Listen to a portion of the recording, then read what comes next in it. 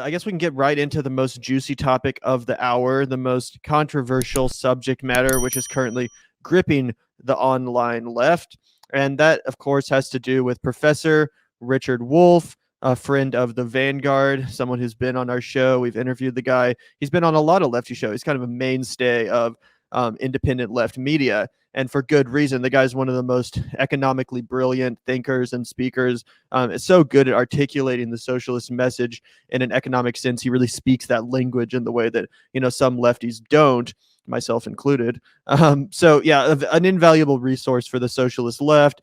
And when it comes to putting these ideas into terms that normal people can understand, I think he does a great job of that, specifically because he is literally a professor.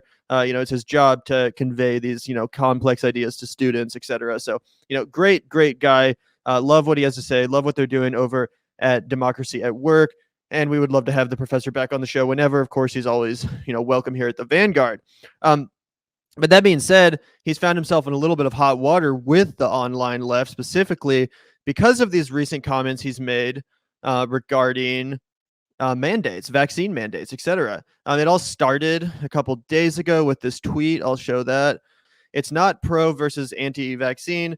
The issue is class struggle. Have employers' dictates/mandates become intolerable for employees?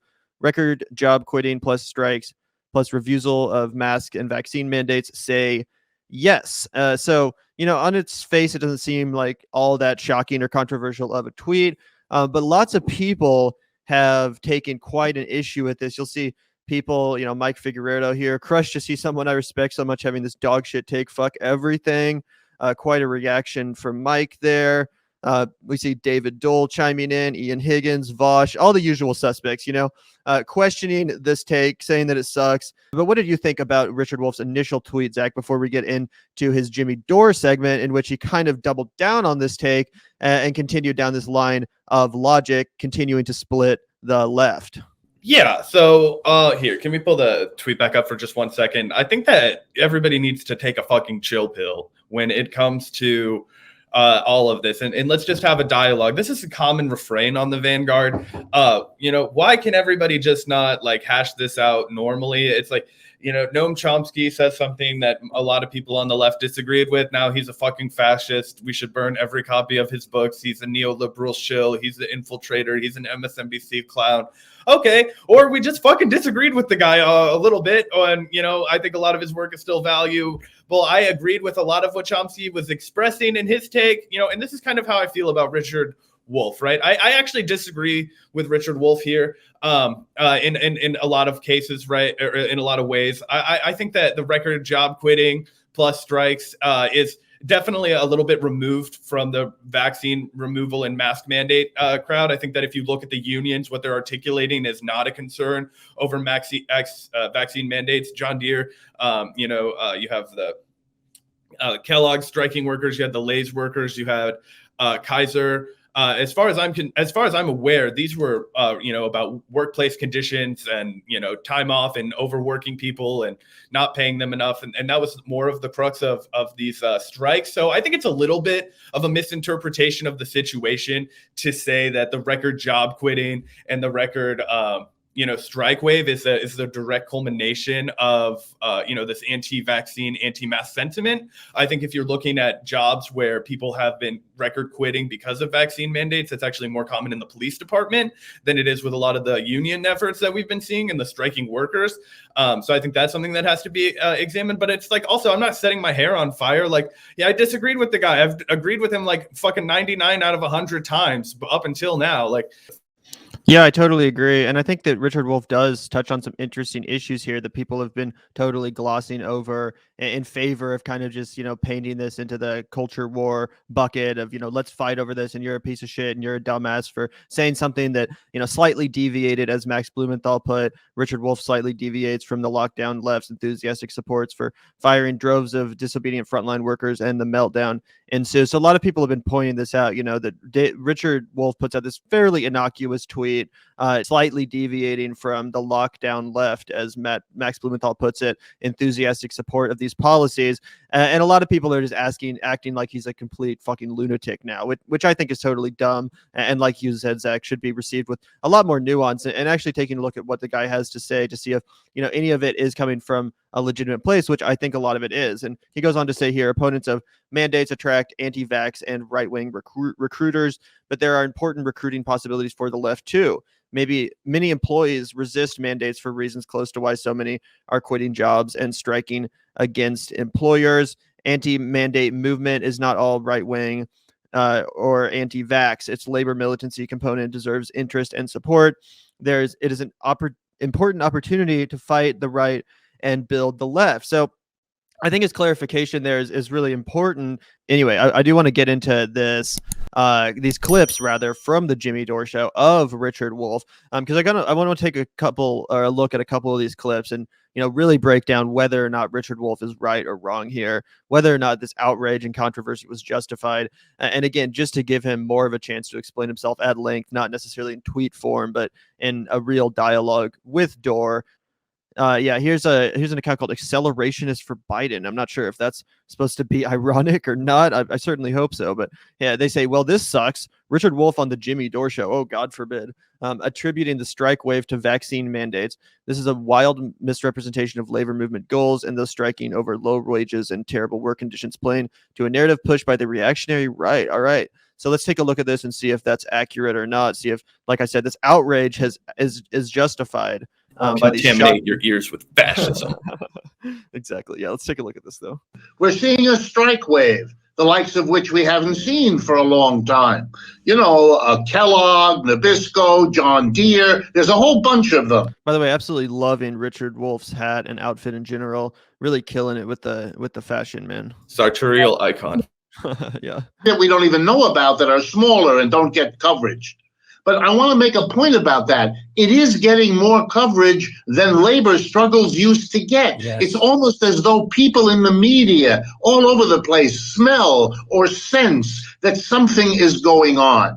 And so for me, when I watch the working people that I know saying, I don't want to be mandated, I understand that it's mostly not about the details of the science. They're not familiar with all of that. It's not about that they don't believe in vaccines. They've been vaccinating themselves and their children for a long time, and it's a normal procedure of life.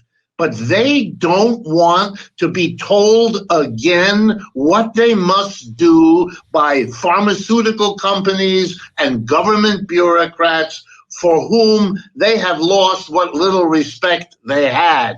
And so they're pushing back. And if they don't get a vaccine, I think that's a shame. I'm vaccinated. I'm glad I'm vaccinated. I understand your position about it as well.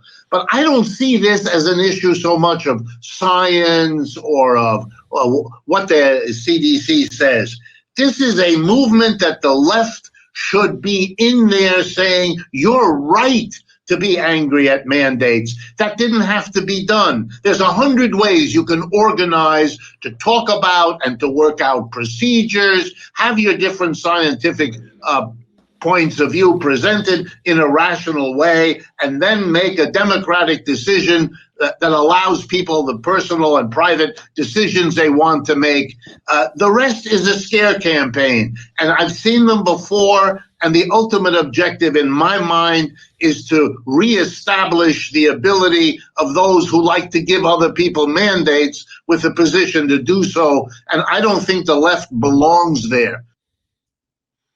Yeah, so ultimately, I thought that was pretty reasonable. Like, I get why some people are feel like he might be overemphasizing the amount of the degree to which the vaccine mandates are attributing the strike wave. So like you said, Zach, the strikes are not just happening because of the vaccine mandates, and I don't think that that's necessarily what Richard Wolff is saying either. But some people seem to be jumping on this and saying like, well, he's attributing all the strikes to this specific issue when it's broader than that. But when I watch that clip, when I watch this interview, what I'm getting from it is that Richard Wolff is basically saying that the working class, which has been so exploited, they feel like this, this vaccine mandate is just an additional coercion, an additional, aspect of kind of an authoritarian workplace, which is being pushed upon them in addition to these other terrible conditions. And, this reaction against it is similar to the reaction against,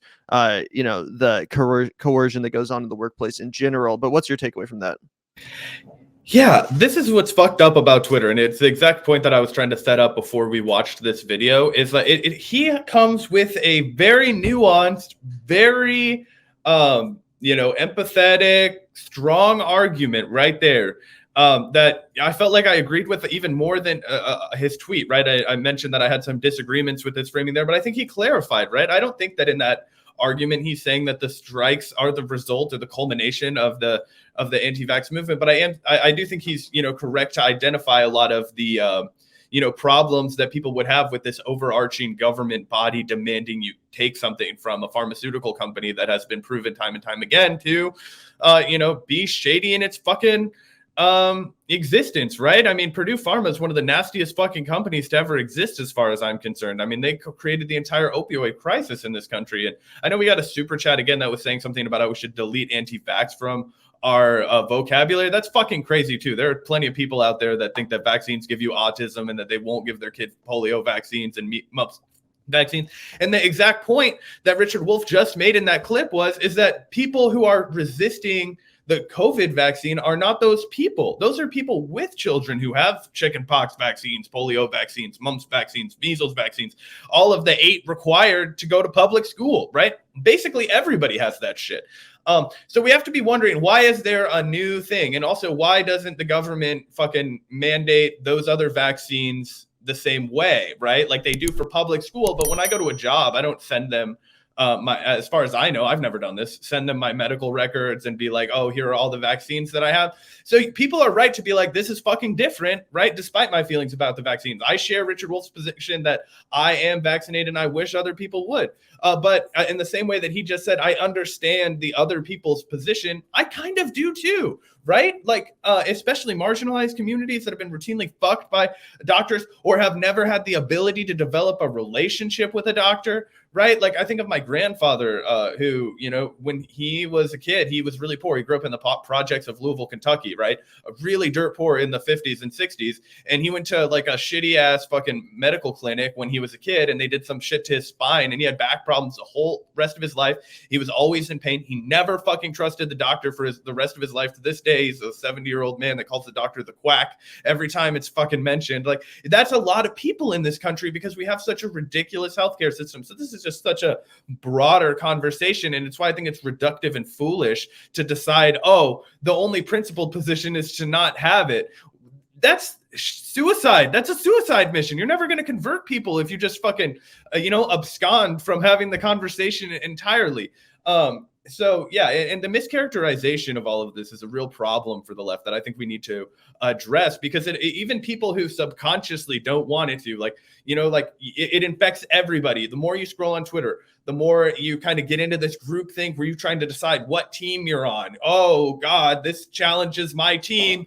Am I going to go fight about this now? Or am I going to try and be cool and think about it and talk about it with some of my actual friends in real life where I can comfortably work out my conflicting feelings and then come with a real fucking conclusion for myself? The internet doesn't facilitate that kind of thinking very well. We need more of it.